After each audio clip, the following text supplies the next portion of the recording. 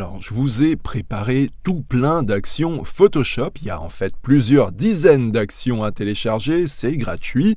Et elles sont dédiées spécialement aux réseaux sociaux, pour préparer vos photos à une publication Instagram ou Facebook par exemple. Ces actions sont accompagnées d'explications, bien sûr. Il y a un gros fichier PDF qui est fourni avec, c'est très détaillé avec du texte, des illustrations et des exemples surtout, pour vous expliquer précisément le fonctionnement de chaque action.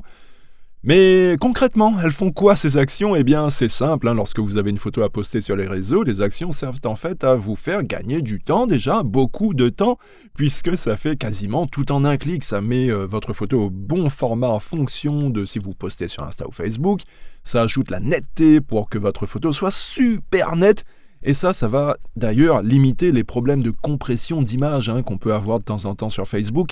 Pareil pour les couleurs, pas de surprise, lorsque vous posterez sur les réseaux, les actions font en sorte que les couleurs soient exactement les mêmes que sur votre ordinateur. C'est en fait tout ça vraiment la solution clé en main pour des réglages optimaux quand on a une photo à poster sur Facebook ou sur Insta. Et en parlant d'Instagram, justement, j'avais 2 mots à vous dire là-dessus. Peu importe le format que vous préférez, il y a une action pour chaque format. Si vous voulez poster par exemple au format paysage en carré ou au format 4/5, c'est-à-dire à la verticale, eh bien tout ça c'est possible, il y a tout ce qu'il faut pour ça, il y a en fait juste à cliquer. Et en plus des différents formats, il y a des actions spécifiques pour poster soit une seule photo avec différentes proportions ou alors 2 images à la suite, vous savez, pour faire ces panoramas avec les images qui s'enchaînent, tout ça c'est possible, il y a en fait beaucoup de combinaisons qu'on peut faire. Et un autre exemple également, si vous voulez montrer par exemple une photo en entier sans qu'Instagram coupe un morceau de l'image, puisque vous le savez ça qu'on est limité sur la hauteur, eh bien c'est possible avec les actions de garder votre photo sans avoir besoin de la recadrer. Et pour éviter ça, par exemple, vous pouvez choisir d'afficher votre photo avec un fond blanc, comme ça l'image n'est pas coupée.